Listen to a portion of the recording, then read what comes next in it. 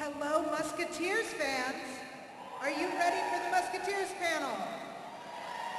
Let's bring out your stars, Howard and Tama.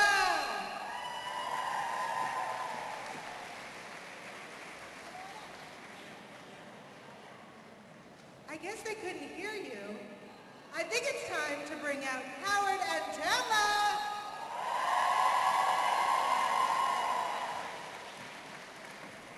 They heard you. They heard you. Come on, have a seat. You want to sit in You're here. Because we have a shortened panel, let's start queuing up. If you have questions, there are microphones on either side. We'll be going back and forth. So start queuing. That was a very warm welcome. Thank you very much. Now, I was out there signing some stuff earlier, and I heard a very big cheer in this auditorium. I don't know who it was for. Perhaps it was a Carla. But I think we should let the rest of the building know what a great and enlightening time we're about to have. So, on 3, 1, 2, 3.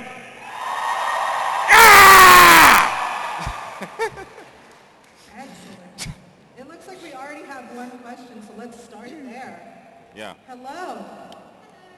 For both of you, what was your favourite moment of, well, actually the entire all of the series? You go first, I need to think. Tamala needs to think. Favorite moment of the entire series? I personally think that the moments with, well, I love all of the characters, but your moments with D'Artagnan are really, really sweet. So, I thought my moments with him were great. Yeah. Absolutely. Yeah. Thank you.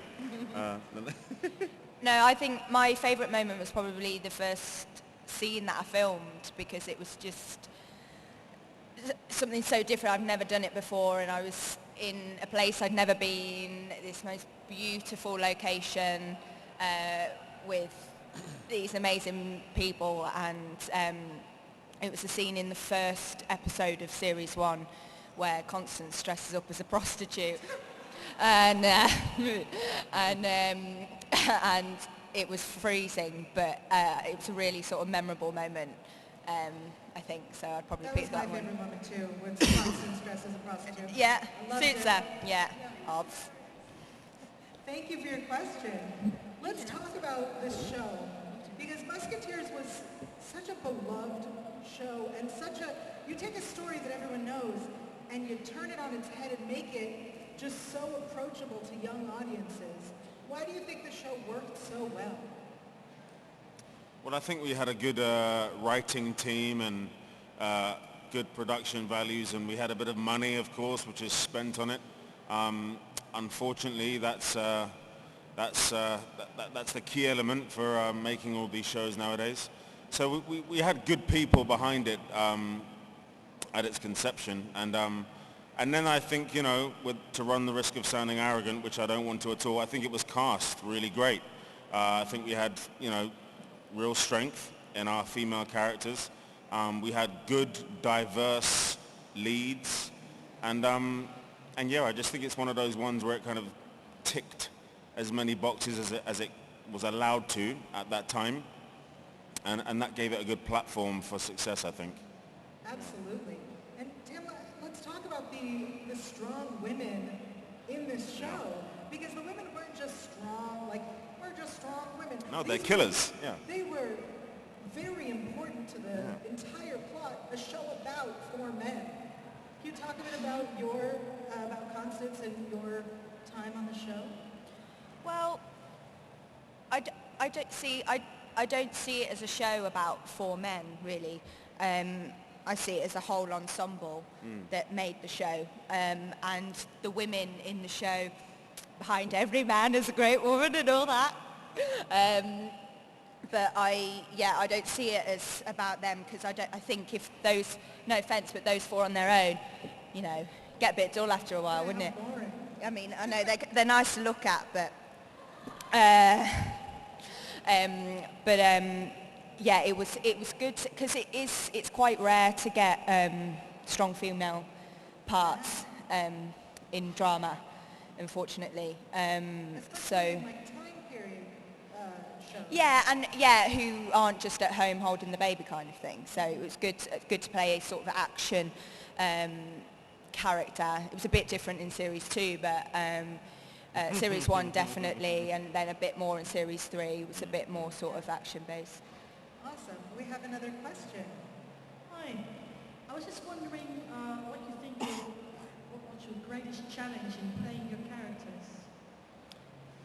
I think that's a really, yeah, it is a good question, so thanks for that. It's, I don't know how Tamla feels, but I think for my own part, it's, I think the greatest challenge is getting the attention that you deserve at the level of character as well as actor from the people that write it. You know, in a show like that, there are so many people to serve that, you know, the actor will feel one way about certain things and I want to do this, and production will feel another way, the channel will feel a certain way.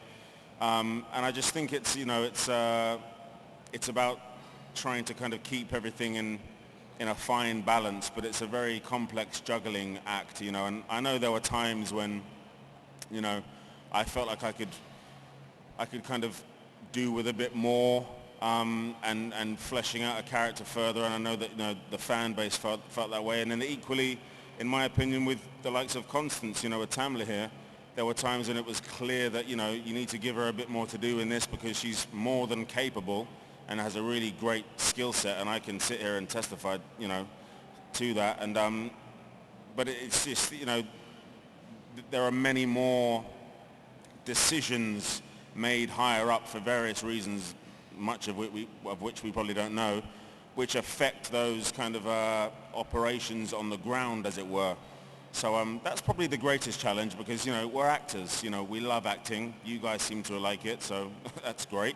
That's what we want to do. It's not particularly complex, you know, we love acting and we want to do that and tell stories, and so it's great when you have the opportunity, you know. And I don't know what everyone else here does. I'm sure we've all got passions, so on and so forth, but you want the opportunity to get in deep with that passion, whatever it may be. I hope it's healthy, but you know, and then and once you get that opportunity, it creates something that we all call happiness, right? So it's all leaded to that. So yeah, that's the long version of the answer, but that's what I'd say. I don't know about you, but yeah.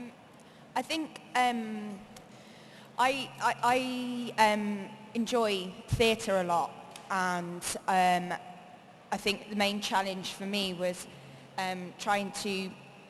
one was getting used to filming a show like that, because I hadn't, and the time and the way in which it's filmed, in terms of it's not linear, and it's very, it's a different set of skills to try and stay in the moment and then repeat that moment over and over and over again.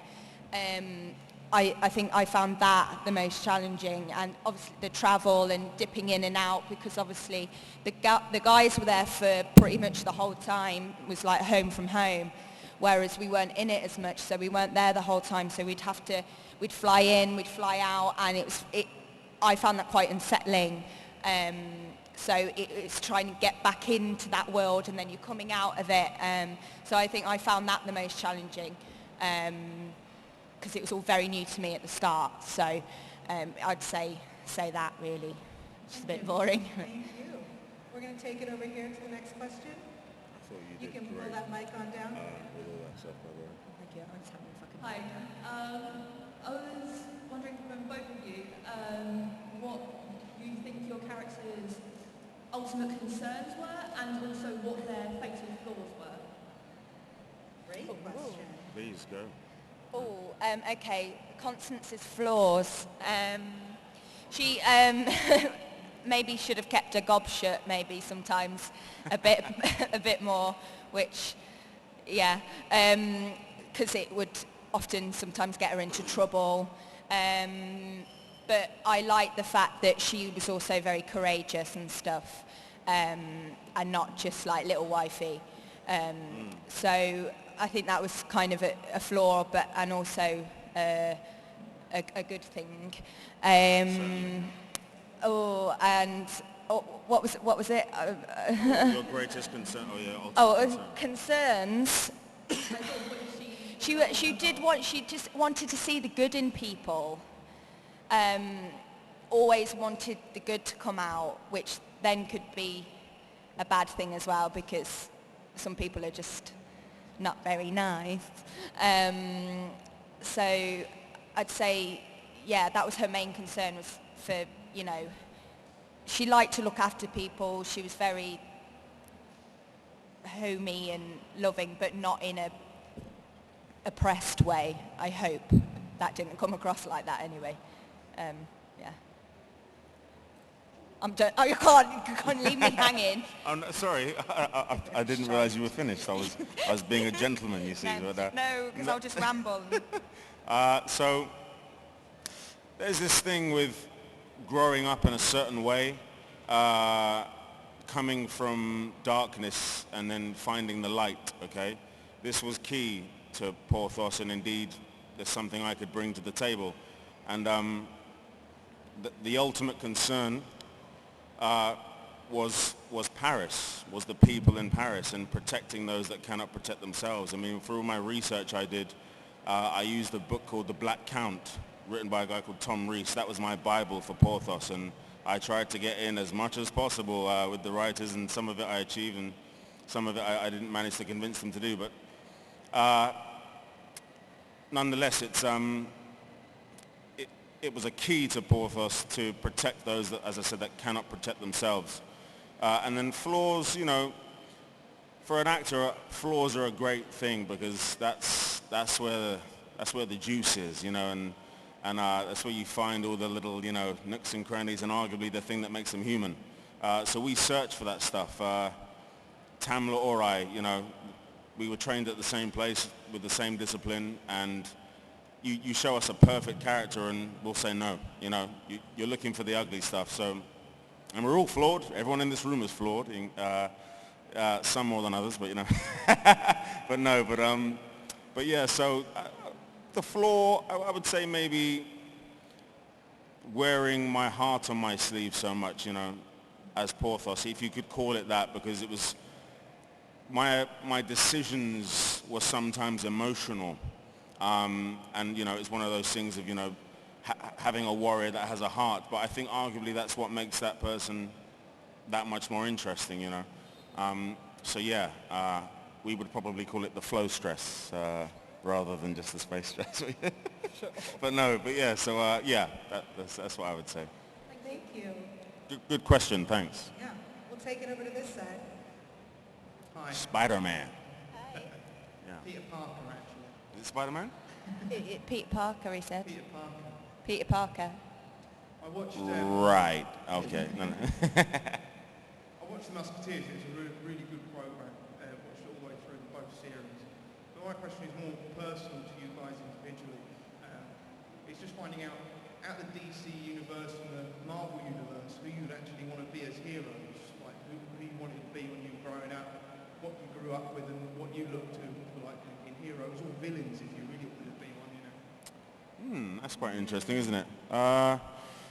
Someone I was really impressed with recently in one of those, I think it was like Civil War, was Panther. Yeah. I was like, that is gangster, that's epic. This guy, you know, probably just like, I don't care. You know, all this guy, you know, guy's like, hi, I'm so-and-so. He's like, I don't care.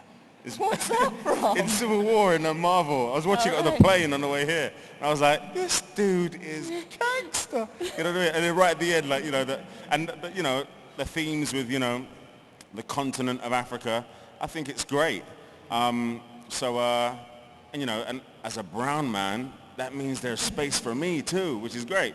You know, because as much as I'll be great as Captain America, they ain't going to give me that part, you know. But I'd eat it up though, believe me. But anyway, yeah, I would say I kind of like the Panther. I've always been a fan of the Hulk. I think there are elements of Porthos actually which are kind of Hulk-ish, you know, that kind of just like, I don't know, man, you piss me off, you know. And it's, but anyway, yeah, I would say so. What do you think? Well, I didn't grow up like watching comic series and things like that. Or reading them. Or reading them. I watched Postman Pat, and I watched Rosie and Jim. So I I want to be don't He-Man. really, yeah. I'm not saying I wanted to be Postman Pat or Rosie and Jim, but I loved Pingu, and I wanted to live in an igloo. But I'm not like, I enjoy like the Spider-Man films and things like that, but it is quite male dominated. And I'm looking forward to, like, I haven't seen Supergirl, but maybe I should watch that, and maybe, are they bringing out Wonder Woman? I don't know. Are they doing that again? Yeah, I mean, that would be cool. But I honestly, I can't, I didn't have like a sort of superhero. Where would you cast us? So we're sticking with Pingu. Yeah, Pingu's great.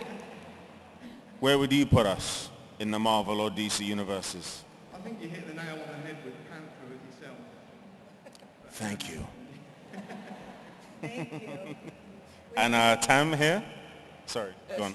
Where would you put Tam though? I'd probably go with Marvel Universe side, probably with like either Black Cat or something like that. What's You hear Black that? Cat? You see, you I got to don't know what got to it do your research. is. That guy just gave you your career, man. Okay. Well, on Right. the bright side, we're at a convention, and I feel like there are comic books here that you can read. I know, and I'm really like, I'm really I sorry. have a feeling those do exist here. There you go. Thank you for your question. We have someone over here. Hi.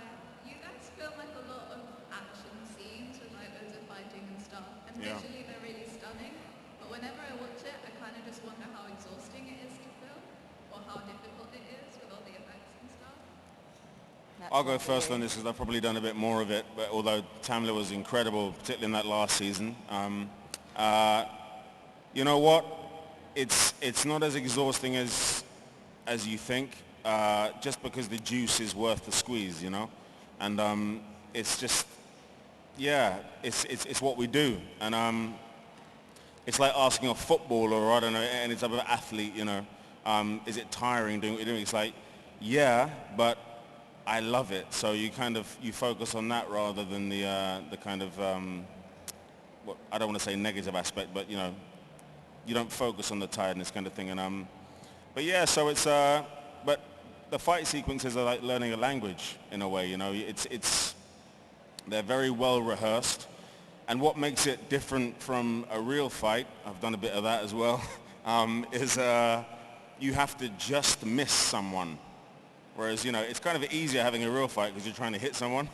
When you've just got to miss them, it's much more difficult, and occasionally, you know, you fail and someone gets knocked out. But you know, they're stunt guys, they're big boys, you know, and they get paid for that, to get knocked out by Porthos. But no, occasionally it goes wrong, and it's bad, and then it's funny, and then you rehearse again, and then you probably get hit by the stunt guys who made a mistake. Anyway.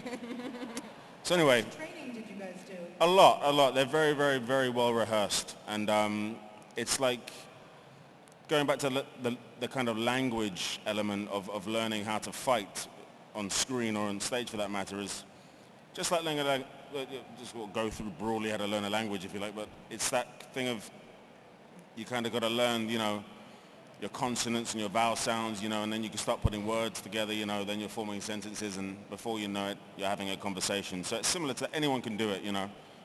You just require diligent teachers, and Steve Street Griffin, as they call him, our stunt coordinator, was, yeah, he was the man. And all our Czech stunt team from Merlet, Merlet, fantastic guys. These are real life Musketeers.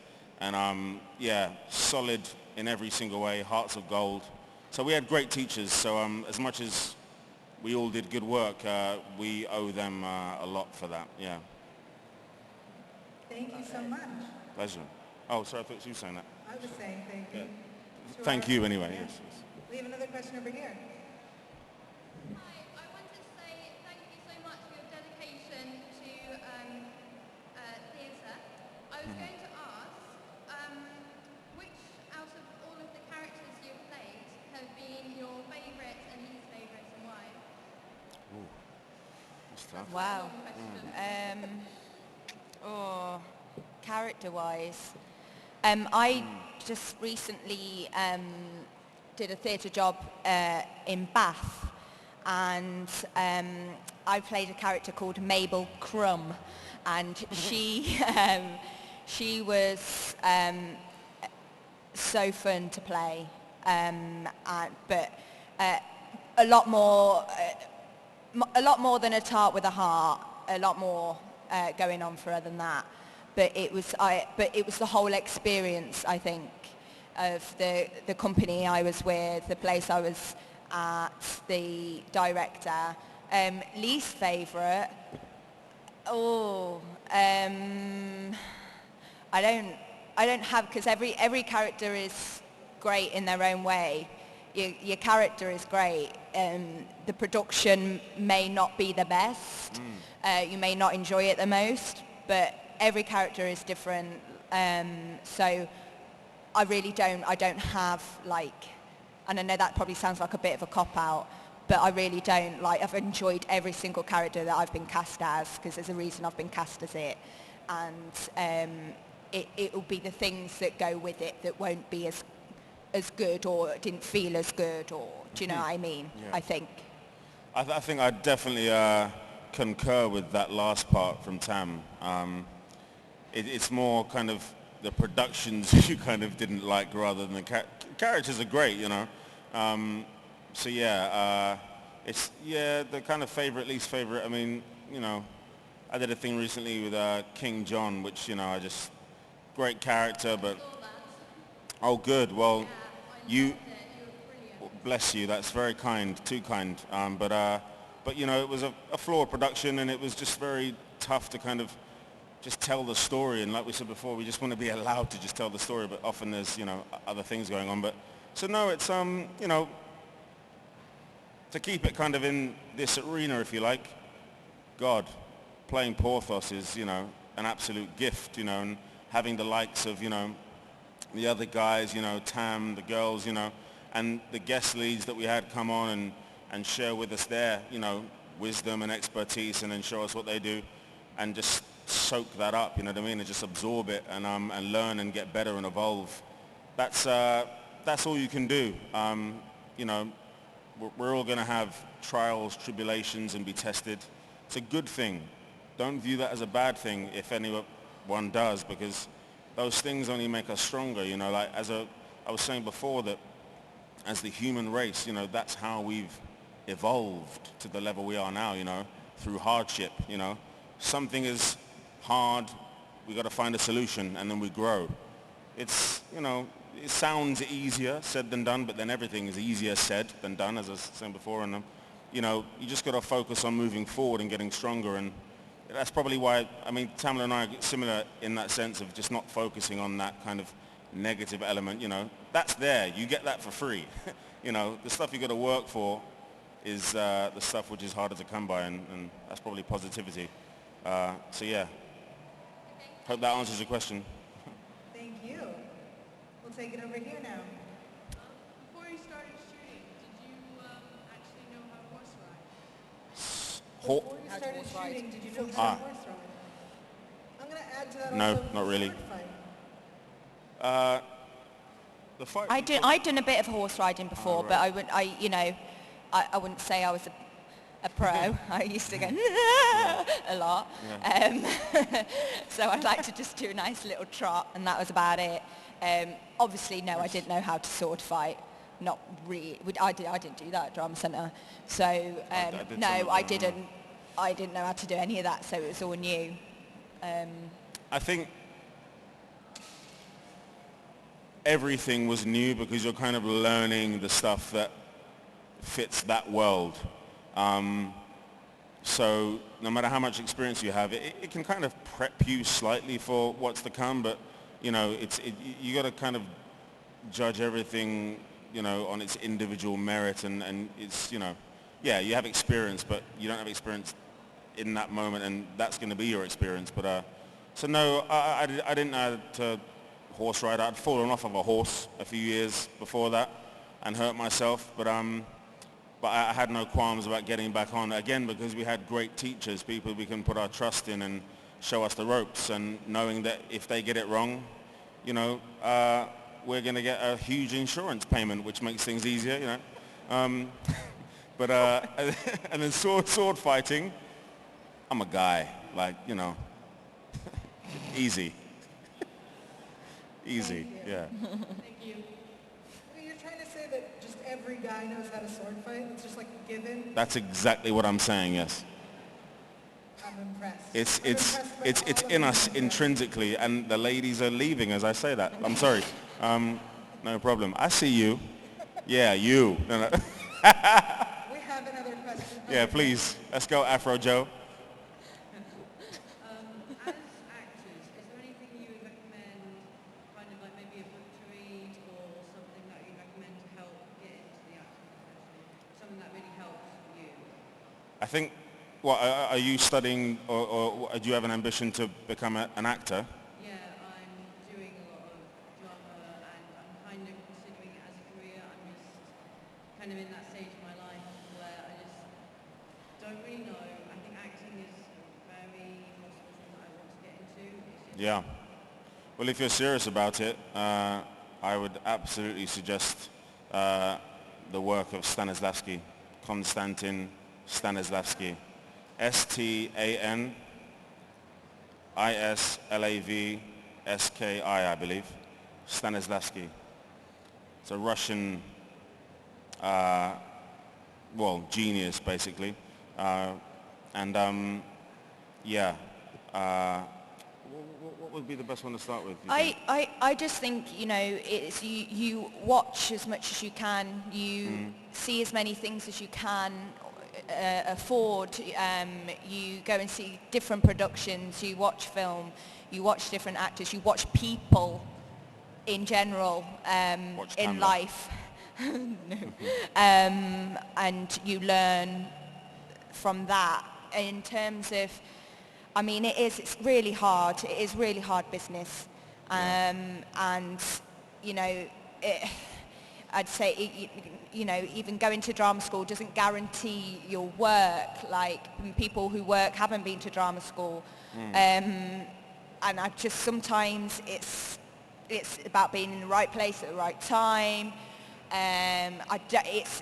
It's just, I don't know, Howard, I don't know how to. Well, it is worth mentioning. It is worth mentioning that you can't get it from a book. I mean, one of the reasons I suggested Stanislavski is because if, in my opinion, if his work doesn't resonate with you in any way, then it probably isn't a profession for you, because I think that would generally excite most actors. But this is only my opinion, of course.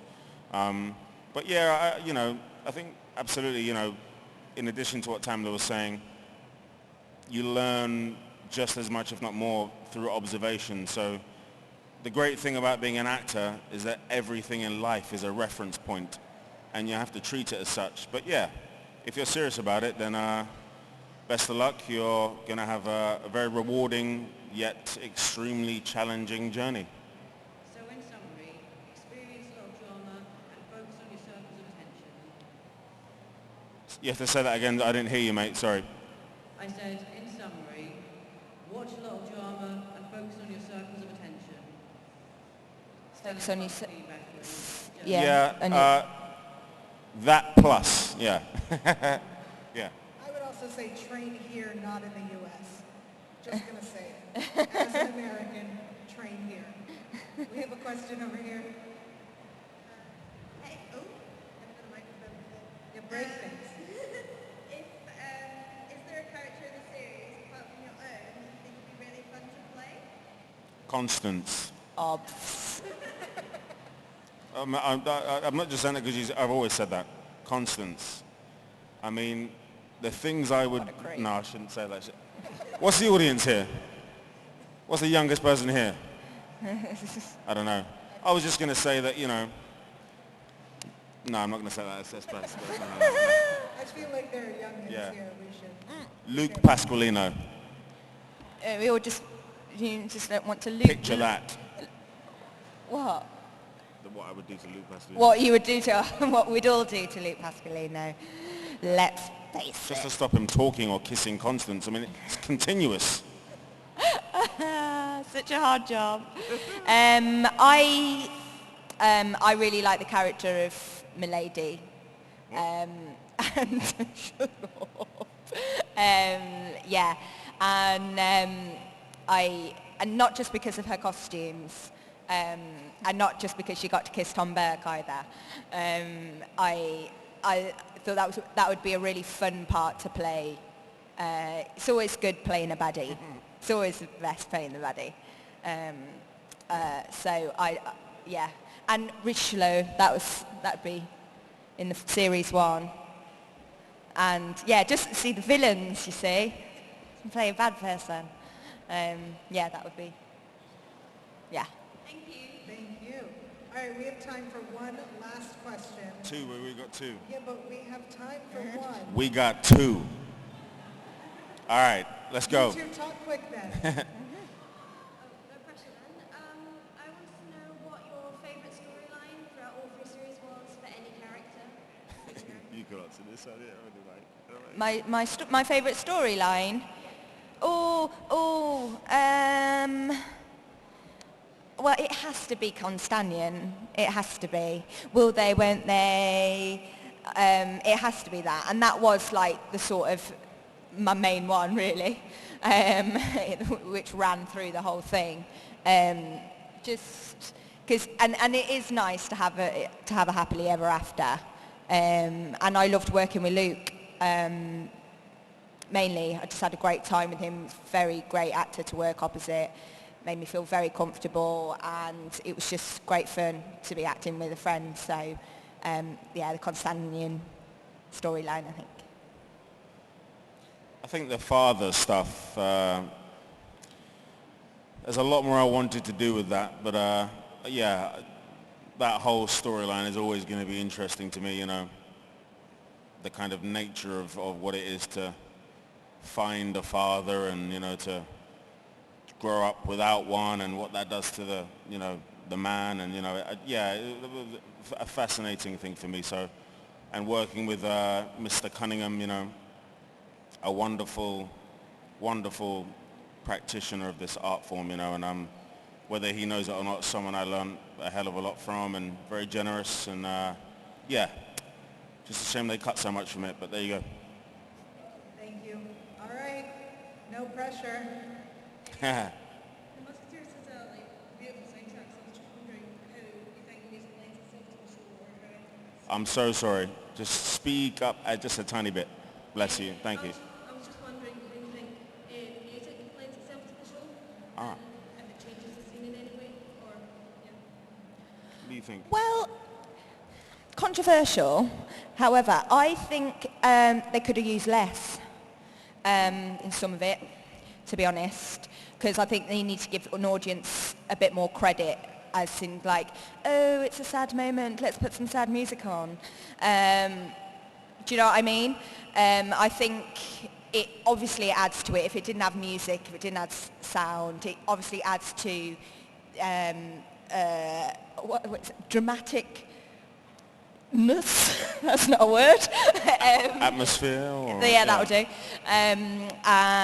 You know, I get that, Yeah. but I think sometimes, and I don't mean that just in Musketeers. I think that in, you know, a lot of TV across the board, they could like calm it down a little bit. The theme tune I think was great. Everyone can like sing it, and it's toe tapping. You know, do you know what I mean? But I think obviously it adds to it, and in moments, bit less. But that's my. I agree with Tamla completely on that. Absolutely. When we first see the final cut before it goes out on television, it doesn't have all the music on it yet because that hasn't quite been done.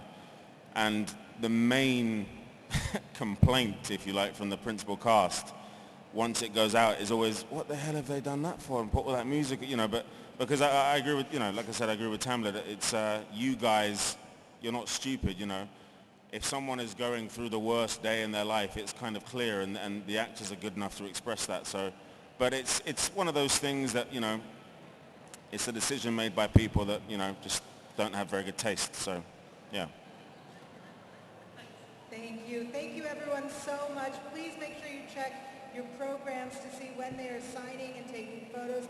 Thank you so much to the cast of the Musketeers. I'm Yael Siegel. Thank you.